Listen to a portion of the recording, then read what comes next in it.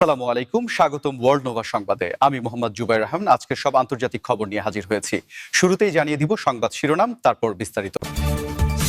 ইরানের বিরুদ্ধে হাইব্রিড যুদ্ধ চালাচ্ছে যুক্তরাষ্ট্র ও ইসরায়েল। যুদ্ধবিরতি লঙ্ঘন করে গাজায় ইসরায়েলি হামলা, শিশুসহ নিহত ২৯। খামেনি, পুতিন, শির যুদ্ধজোট, আবারও যুদ্ধে জড়াতে চায় ইসরায়েল। চীনের সহায়তায় পূর্ণ প্রস্তুত ইরান। গাজায় ইসরায়েলি ড্রোন হামলায় ২ শিশু নিহত। আপনি যদি ইসরায়েলের ধ্বংস চান এবং মুসলিমদের বিজয় চান, তাহলে ভিডিওটিতে একটি লাইক ও চ্যানেলটি সাবস্ক্রাইব করে যাবেন। আসসালামু আলাইকুম, স্বাগতম জানাচ্ছি ওয়ার্ল্ড নোভা সংবাদে। আমি মোহাম্মদ জুবাইর রহমান। এতক্ষণ শুনছিলেন সংবাদ শিরোনাম, এবার বিস্তারিত। প্রথমেই যে বিষয়টি নিয়ে আন্তর্জাতিক রাজনীতি এখন সবচাইতে বেশি উত্তপ্ত তা হল ইরানের বিরুদ্ধে যুক্তরাষ্ট্র ও ইসরায়েলের তথাকথিত হাইব্রিড যুদ্ধ বা মিশ্র কৌশলের যুদ্ধ।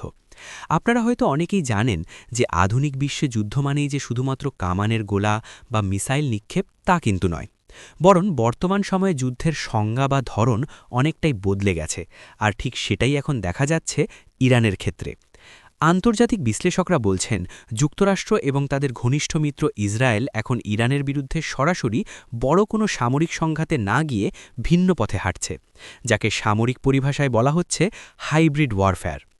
এই কৌশলের মূল লক্ষ্য হল প্রতিপক্ষকে ভেতর থেকে দুর্বল করে দেওয়া, অর্থনীতি ধসিয়ে দেওয়া এবং সামাজিকভাবে অস্থিরতা তৈরি করা, যাতে করে প্রতিপক্ষ রাষ্ট্রটি আন্তর্জাতিক পরিমণ্ডলে কোণঠাসা হয়ে পড়ে। সাম্প্রতিক বিভিন্ন গোয়েন্দা প্রতিবেদন এবং আন্তর্জাতিক গণমাধ্যমের খবর অনুযায়ী এই হাইব্রিড যুদ্ধের আওতায় ইরানের ওপর সাইবার হামলা, অর্থনৈতিক নিষেধাজ্ঞা এবং কূটনৈতিক চাপ প্রয়োগের মাত্রা বহুগুণে বাড়িয়ে দেওয়া হয়েছে, যার ফলে দেশটির সাধারণ মানুষের দৈনন্দিন জীবনে এর নেতিবাচক প্রভাব পড়তে শুরু করেছে। বিশেষ করে ইরানের পরমাণু কর্মসূচিকে কেন্দ্র করে যে দীর্ঘদিনের বিরোধ, তাকে পুঁজি করে ইসরায়েল তাদের গোয়েন্দা তৎপরতা বৃদ্ধি করেছে এবং বিভিন্ন সময় আমরা দেখেছি ইরানের অভ্যন্তরে গুরুত্বপূর্ণ স্থাপনায় নাশকতার ঘটনা ঘটেছে, যা এই হাইব্রিড যুদ্ধেরই অংশ বলে মনে করা হয়। সামরিক বিশেষজ্ঞদের মতে, সরাসরি যুদ্ধ হলে যে বিপুল জানমালের ক্ষতি এবং বিশ্ববাজারে তেলের দামে যে অস্থিরতা তৈরি হবে, তা এড়াতেই যুক্তরাষ্ট্র এই কৌশলী পথ বেছে নিয়েছে, যেখানে তারা ইরানের যোগাযোগ ব্যবস্থা, ব্যাংকিং সেক্টর এবং জনমতকে প্রভাবিত করার চেষ্টা করছে। তবে ইরানও কিন্তু বসে নেই। তারাও তাদের সাইবার নিরাপত্তা ব্যবস্থা জোরদার করার পাশাপাশি নিজস্ব প্রক্সি নেটওয়ার্কের মাধ্যমে এই চাপের জবাব দেওয়ার চেষ্টা করছে, যা মধ্যপ্রাচ্যের পরিস্থিতিকে আরও পরবর্তী খবরে নজর দিচ্ছি, যা অত্যন্ত দুঃখজনক এবং মানবিক বিপর্যয়ের এক করুণ চিত্র তুলে ধরেছে গাজা উপত্যকা থেকে। আন্তর্জাতিক মহলের হাজারো আহ্বান এবং যুদ্ধবিরতির আলোচনা সত্ত্বেও গাজায় সংঘাত থামার কোনো লক্ষণ দেখা যাচ্ছে না, বরং নতুন করে যুদ্ধবিরতি লঙ্ঘনের অভিযোগ উঠেছে ইসরায়েলি বাহিনীর বিরুদ্ধে। সদ্য পাওয়া খবর অনুযায়ী গাজার বিভিন্ন এলাকায় নতুন করে চালানো এক ভয়াবহ বিমান ও স্থল হামলায় অন্তত ২৯ জন ফিলিস্তিনি নিহত হয়েছেন, যাদের মধ্যে উল্লেখযোগ্য সংখ্যক শিশু ও নারী রয়েছেন বলে স্থানীয় স্বাস্থ্য বিভাগ নিশ্চিত করেছে। এই ঘটনাটি এমন এক সময় ঘটল যখন বিশ্বজুড়েই গাজায় মানবিক সহায়তা পৌঁছানো এবং একটি স্থায়ী যুদ্ধবিরতির জন্য জোর দাবি জানানো হচ্ছে। প্রত্যক্ষদর্শীদের মতে, রাতের অন্ধকারে যখন সাধারণ মানুষ ঘুমের প্রস্তুতি নিচ্ছিল, ঠিক তখনই আবাসিক এলাকা লক্ষ্য করে এই হামলা চালানো হয়, যার ফলে মুহূর্তের মধ্যে বহু ভবন ধসে পড়ে এবং ধ্বংসস্তূপের নিচে চাপা পড়ে বহু মানুষ। উদ্ধারকর্মীরা জানিয়েছেন, ধ্বংসস্তূপের নিচ থেকে একের পর এক মরদেহ বের করে আনা হচ্ছে এবং আহতের সংখ্যা এত বেশি যে স্থানীয় হাসপাতালগুলোতে তিল ধারণের ঠাঁই নেই। চিকিৎসা সরঞ্জামের অভাবে সেখানে এক হাহাকার পরিস্থিতি তৈরি হয়েছে। আন্তর্জাতিক মানবাধিকার সংস্থাগুলো এই হামলার তীব্র নিন্দা জানিয়েছে এবং একে যুদ্ধাপরাধ হিসাবে অভিহিত করে অবিলম্বে তদন্তের দাবি জানিয়েছে, কারণ যুদ্ধবিরতির নিয়ম অনুযায়ী বেসামরিক এলাকায় হামলা চালানো সম্পূর্ণ নিষিদ্ধ। কিন্তু বাস্তব চিত্র হল, রাজনৈতিক ও সামরিক সমীকরণের জাতাকলে পিষ্ট হচ্ছে সাধারণ মানুষ, আর সবচেয়ে বেশি ভুক্তভোগী হচ্ছে শিশুরা, যারা এই সংঘাতের কিছুই বোঝে না, অথচ তাদেরকেই জীবন দিতে হচ্ছে। এই ধরনের হামলা শুধুমাত্র প্রাণহানিই ঘটায় না, বরং শান্তি প্রক্রিয়ার ওপর মানুষের বিশ্বাসকেও নষ্ট করে দেয়, যা ভবিষ্যতের জন্য আরও বড় সংকটের ইঙ্গিত দেয়। গাজার এই মানবিক সংকট নিয়ে আপনাদের অনুভূতি কী, তা আমাদের জানাতে ভুলবেন না, কারণ আপনাদের সচেতনতাই জনমত গঠনে ভূমিকা রাখতে পারে। এবার আসা যাক ভূরাজনীতির এক বিশাল পরিবর্তনের খবরে, যা আগামী দিনের বিশ্ব ব্যবস্থাকে সম্পূর্ণ বদলে দিতে পারে। শিরোনামে আপনারা শুনেছেন খামেনি, পুতিন এবং শি জিনপিংয়ের সম্ভাব্য যুদ্ধজোট বা একটি শক্তিশালী অ্যালায়েন্স তৈরির কথা, যা পশ্চিমা বিশ্বের বিশেষ করে যুক্তরাষ্ট্র ও ইউরোপের কপালে চিন্তার ভাঁজ ফেলেছে। আন্তর্জাতিক রাজনীতির দাবাবোর্ডে রাশিয়া, চীন এবং ইরানের এই ত্রিমুখী মৈত্রী বা জোটবদ্ধতা কোনো সাধারণ ঘটনা নয়, বরং এটি এমন এক কৌশলগত অবস্থান যা এককেন্দ্রিক বিশ্বব্যবস্থাকে চ্যালেঞ্জ করার জন্য প্রস্তুত হচ্ছে।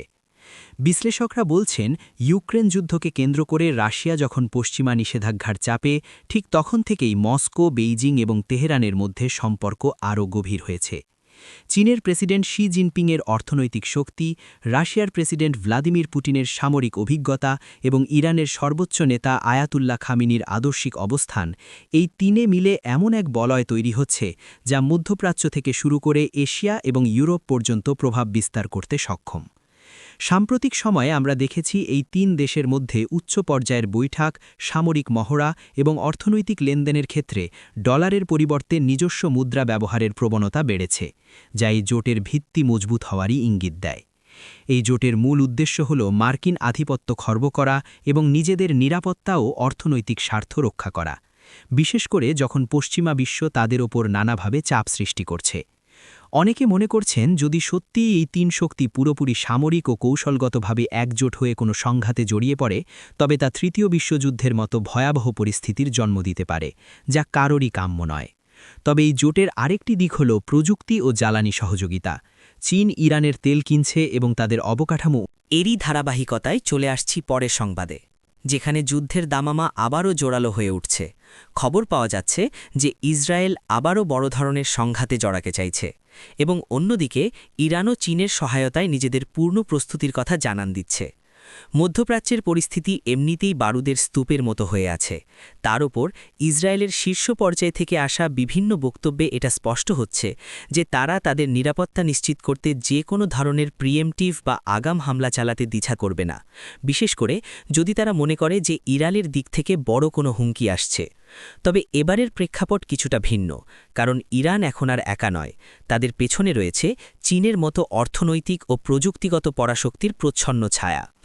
বিভিন্ন আন্তর্জাতিক রিপোর্ট বলছে, গত কয়েক বছরে চীন ও ইরানের মধ্যে ২৫ বছর মেয়াদী যে কৌশলগত চুক্তি হয়েছে, তার আওতায় ইরান তাদের সামরিক অবকাঠামো, যোগাযোগ ব্যবস্থা এবং সাইবার নিরাপত্তায় ব্যাপক আধুনিকায়ন করেছে, যা তাদের আত্মবিশ্বাস বহুগুণে বাড়িয়ে দিয়েছে। সামরিক বিশ্লেষকরা বলছেন, ইসরায়েল যদি এবার যুদ্ধে জড়াতে চায়, তবে তাদের মোকাবিলা করতে হবে এমন এক ইরানের সঙ্গে যারা মিসাইল টেকনোলজি এবং ড্রোন সক্ষমতায় আগের চেয়ে অনেক বেশি শক্তিশালী এবং যারা প্রয়োজনে দীর্ঘমেয়াদী যুদ্ধ চালিয়ে যাওয়ার সামর্থ্য রাখে। এছাড়া চীনের সহায়তায় ইরান তাদের রাডার সিস্টেম এবং অ্যান্টি এয়ারক্রাফট ডিফেন্স সিস্টেমকেও শক্তিশালী করেছে, যা ইসরায়েলি বিমান বাহিনীর জন্য বড় চ্যালেঞ্জ হতে পারে। অন্যদিকে ইসরায়েলও যুক্তরাষ্ট্রের কাছ থেকে পাওয়া অত্যাধুনিক অস্ত্র এবং তাদের নিজস্ব আয়রন ডোম বা এরো ডিফেন্স সিস্টেম নিয়ে প্রস্তুত, ফলে দুই পক্ষের এই প্রস্তুতি একটি ভয়াবহ সংঘর্ষের ইঙ্গিত দিচ্ছে। সর্বশেষ যে খবরটি আপনাদের জানাবো তা আবারও আমাদের হৃদয়কে নাড়িয়ে দেয় এবং যুদ্ধের নির্মম সত্যকে সামনে নিয়ে আসে। গাজায় ইসরায়েলি ড্রোন হামলায় আরও ২ শিশুর নিহতের খবর পাওয়া গেছে, যা সেখানকার মানবিক বিপর্যয়ের গভীরতাকে আবারও স্মরণ করিয়ে দিচ্ছে। আধুনিক যুদ্ধের অন্যতম হাতিয়ার হল ড্রোন বা চালকবিহীন বিমান, যা অত্যন্ত নিখুঁতভাবে লক্ষ্যভেদে সক্ষম বলে দাবি করা হয়। কিন্তু বাস্তবতা হল, এই প্রযুক্তির ব্যবহারের ফলেও বারবার নিরীহ শিশু ও সাধারণ নাগরিকদের প্রাণ দিতে হচ্ছে। স্থানীয় সূত্রে জানা গেছে, ওই ২ শিশু যখন তাদের বাড়ির আঙিনায় বা ধ্বংসস্তূপের পাশে খেলা করছিল, ঠিক তখনই আকাশ থেকে নেমে আসে মৃত্যুর পরোয়ানা। ড্রোন থেকে ছোড়া মিসাইলের আঘাতে ঘটনাস্থলেই তাদের মৃত্যু হয়। এই ঘটনাটি আবারও প্রমাণ করে যে প্রযুক্তির যত উন্নতিই হোক না কেন, যুদ্ধের ময়দানে কোল্যাটারাল ড্যামেজ বা পার্শ্ব প্রতিক্রিয়া হিসেবে বেসামরিক মানুষের মৃত্যু থামানো যাচ্ছে না। শিশুদের এভাবে অকালে ঝরে যাওয়া কোনোভাবেই মেনে নেওয়া যায় না এবং এটি আন্তর্জাতিক শিশু অধিকার সনদের চরম লঙ্ঘন। মানবাধিকার কর্মীরা বলছেন, গাজার আকাশ এখন শিশুদের জন্য আতঙ্কের নাম হয়ে দাঁড়িয়েছে, যেখানে সারাক্ষণ ড্রোনের ভনভন শব্দ তাদের মানসিকভাবে বিপর্যস্ত করে তুলছে। এই ড্রোন হামলার পেছনে যুক্তি হিসেবে হয়তো সামরিক লক্ষ্যের কথা বলা হয়, কিন্তু দিন শেষে যে পরিবারের কোল খালি হল তাদের কাছে এই যুক্তি অর্থহীন। আধুনিক যুদ্ধাস্ত্রের এই অপব্যবহার এবং শিশুদের নিরাপত্তা নিশ্চিত করতে বিশ্ব নেতাদের ব্যর্থতা নিয়ে